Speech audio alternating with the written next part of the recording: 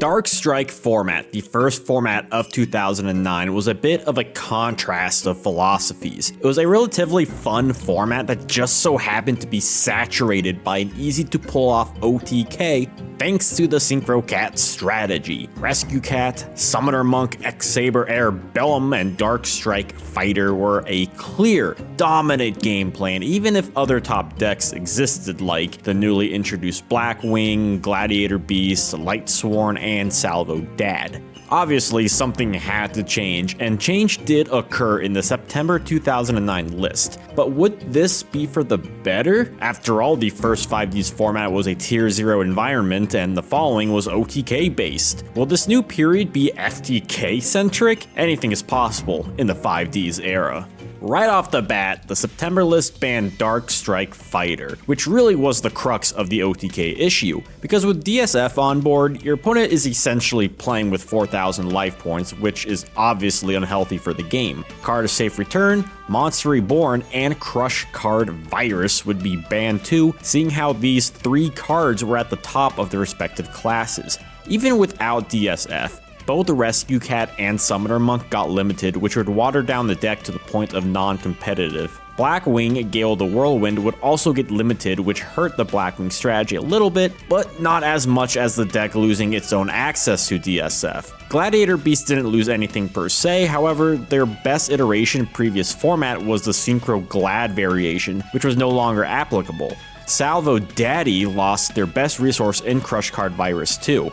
Other limited cards would include Black Rose Dragon, Solemn Judgment, Call of the Haunted, Cold Wave, 1-for-1, Mind Control, Demise, King of Armageddon, and Mind Master. What? All powerful cards that were clearly hit to steer the game in a fair direction. Semi-limited would see Chaos Sorcerer and Mizuki go from 1 to 2, and Bottomless Trap Hole and Lone Fire Blossom would get limited as well. Breaker, DD Warrior Lady, Green Baboon, Ryza, Destiny Draw, and Fissure would all get unlimited, marking the meta end of the presence of the GX era. With all that said, you may be noticing two things. 1. A specific deck not mentioned being affected by the list, and 2. None of that deck's cards being added or moved on the list in any capacity. Yes, Lightsworn, once again with the exception of Judgment Dragon staying at 2, would remain untouched by the September 2009 list. It's rather bizarre considering that, sure, when they first came out they were about as rogue as Gadgets in 2007, but by this point they were a rogue deck at worst. Charge of the Light Brigade, Solar Recharge, Lumina, Honest, Necro Garna, and everything else the deck used, sans Dragon, was at 3 copies. So now you had all of these previous top decks getting hit in some form or fashion, plus Lightsworn's biggest enemy, Crush Card Virus, was now completely gone. Now nothing was going to stop Judgment Dragon, Wolf, Lila, etc. Moving forward for the late 2009 format, the popular decks would be Lightsworn variants, Blackwing decks that now had to rely solely on themselves, and zombie variants since the zombie engine was still strong. As such, the format would be known as Lightsworn Zombie format, or Lightsworn format for short. The format, however, is more than a simple list, so let's take a look on how the meta will shape up from September 2009 to its cutoff point in February 2010. Because just like Wizards of Waverly Place, everything is not what it seems. September kicks off with a new core set, Ancient Prophecy. The cover card is Ancient Fairy Dragon. This new level 7 synchro can special summon a low level monster from a hand if you give up your battle phase. It can also destroy a field spell for life point gain and to search a field spell as well. Its 3k defense makes it a solid wall, and its special summon ability was fine for giving up your battle phase if it's turn 1, in addition to your synchro monsters pulling enough weight to make it to a turn 3. The card would eventually receive a couple erratas, including the change to destroy all field spells as possible, not just one, and also to add a field spell with a different name than the ones destroyed. This was the reason the card was banned in the first place before coming back to limited in 2023.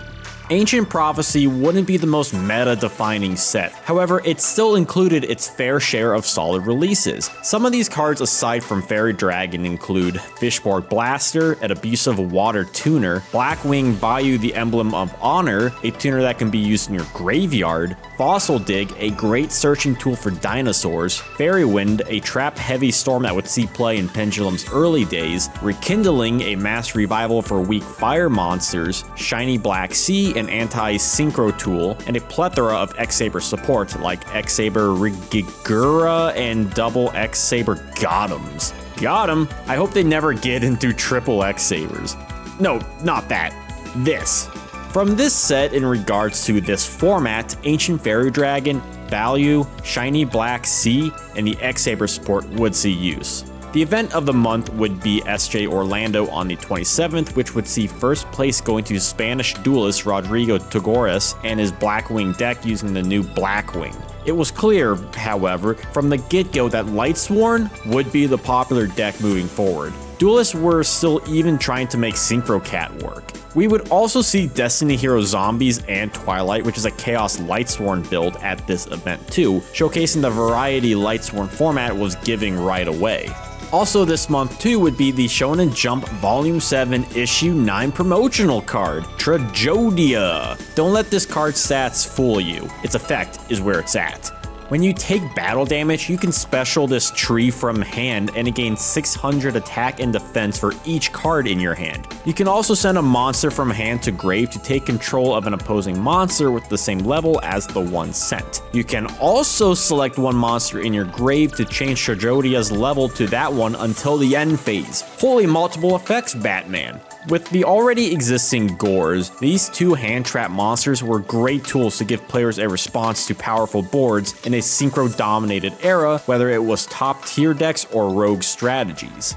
October would only include SJ Austin, which would have Chris Bowling taking first place with Twilight, the Chaos Lightsworn deck I mentioned a bit ago. Using the light-heavy deck with dark monsters like Necrogarna, Plague Spreader Zombie, and Gores helped you summon Chaos Sorcerer, even more so since the Lightsworn milling mechanic could be a quick way to set up the graveyard if you got lucky. The next event would see a topping Twilight deck, but before we get to that, we have another set to go through. And that would be November 10th with the Hidden Arsenal Booster set. This set introduces the Ice Barrier, Mist Valley, and Worm archetypes. There are only two things I can't stand: people who are intolerant of others' archetypes, and worms. The big cards from the set would be of the Synchro variety: Brionac, Dragon of the Ice Barrier, and Mistworm. In addition, Ally of Justice Catastor would finally be TCG legal with its reprint here. Brionac, upon release, could let you discard any number of cards to return the same amount from field to hand. This card let you clean the field and set up the grave easily, plus its level 6 only meant you could synchro climb from here, like, say, using a level 2 tuner like Plague Spreader Zombie, and go into a level 8 after clearing the field. Mistworm, while being a bit more difficult to get out, being a level 9 and requiring at least 3 monsters, could return up to 3 cards your opponent controls to hand, making it a bit more of an extreme version of Brio. Lastly, now that Catastor is legal, you can play this level 5 synchro that destroys non-dark monsters right away, making it a great counter to Lightsworns and Honest Plays since it destroys without applying damage calculation. These new cards would make it to the November event, SJ Columbus. We would see more of a showcase of the format here with Vincent R's Twilight deck, now with Trajodia, Catastor, Brio, and Mistworm. Kevin Slapnick got second with Zombie Destiny, which is self-explanatory on what the deck is. The benefit of running non-Lightsworn decks is the ability to side into Light Imprisoning Mirror to shut off all light monsters. Also, side decking Kaiku the Ghost Destroyer could affect your opponent's ways to get out both Dark Arm Dragon and Judgment Dragon. They should rename him Kaiku the Dragon Destroyer. We would also see here the usage of Doom Kaiser Dragon and Revive King Hades as great synchros for the mirror match, or even Lightsworn variants to counter zombie duelist creature swaps or making use of brain control. Top 16 would see Lazaro Belito bring back Krebens in a teleport zombie deck that mixed Teledad with zombies for a powerful strategy. November wouldn't end here, as the 17th would be the release of the next core set, Stardust Overdrive. A set I'm sure most people wanted for Dark Rabbit, Shine Palace, and Lord British Space Fighter. Hey, at least we finally got Guardian Eatos. Key cards here otherwise would be Level Eater, Archlord Chrystia, Quick Draw Synchron, Infernity Necromancer, Swap Frog, Explosive Magician, Gateway of the Six, and a Pointer of the Red Lotus. There would also be the introduction of the Reptilian archetype and the Djinns of Rituals. While nothing here would be meta-defining like the last set, Ancient Prophecy, this set would include strong ingredients for other decks, whether it's something like Ritual or Zombie support. But at the time, the only card you really saw from here would be Archlord Chrystia, making a fine addition to Lightsworn decks. And just like that, we're in 2010, the second decade of duel monsters. Isn't that kind of cool? And what better way to kick it off than the newest Shonen Jump promo, Obelisk the Tormentor! Yes, this would be the first time a playable Egyptian god card would be released, as all previous releases in the TCG would be the original non-playable versions. It makes sense why Konami would start with Obelisk, as its effect is the most straightforward, where it can tribute 2 monsters you control to destroy all monsters your opponent controls. 3 tributes for a 4K attacker can be a bit pricey, yet it does see use mostly in 2013 Dragon Rulers. Then on the 5th would be another promo, this time for Yu-Gi-Oh! GX Volume 4, Elemental Hero Absolute Zero. This cool looking hero, when removed from the field, destroys all monsters your opponent controls. Aside from some other effects, this is a nice addition to the E-Hero toolkit. Next up is SJ Los Angeles, the first event of the new decade. This would be the one event where we'd see Glad in the top 16, a deck that has been struggling to keep its meta mark for the last year. Top 4 would see Adam Korn and his Diva Zombie deck that pass up Krebens in favor of a different tuner, Deep Sea Diva. Since Synchro Cat got watered down, duelists tended to either go with Krebens or this card. This water tuner can get out another low-level Sea Serpent from deck, which for the purpose of this card's inclusion would mean getting out another Diva for multiple Synchro plays. A popular combo is to use Goblin Zombie with Diva for Brionac, use Goblin to search for Mizuki, discard Mizuki for Brio's effect, then use Mizuki to bring back Goblin and synchro off with another Diva, or use that Diva with Brio for a level 8 synchro. Even with all that, first place would ultimately go to Steven Silverman's Lightsworn deck that, for the 3rd event in a row, proved to be the top archetype. The pure build, while random with the effect milling, didn't need to rely on synchro plays over the inherent power Judgment Dragon provided, and didn't need to worry about graveyard shenanigans as much as the Twilight build. Plus, Archlord Chrystia gave the deck a Floodgate boss monster that could be specialed if you have exactly 4 fairies in the grave, and when it's on field, neither player can special summon monsters. Wow.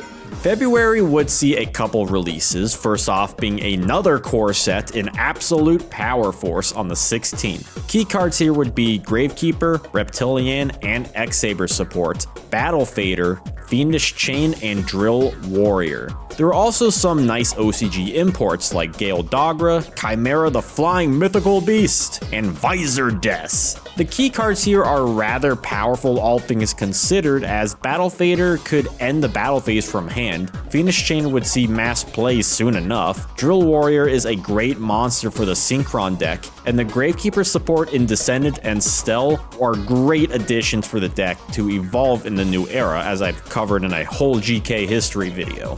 The last release during this format would be the Machina Mayhem Structure deck, which added the Machina archetype and Scrap Recycler, of whom could Foolish a machine monster and can shuffle 2 level 4 Earth machines from grave to deck to draw a card. Machina Fortress itself would be a solid monster because you can discard itself as a cost to revive it right away. It also destroys a card upon its own destruction, and if it's targeted by an opposing monster effect, you can look and discard 1 card in your opponent's hand. Overall, not a bad structure deck by any means.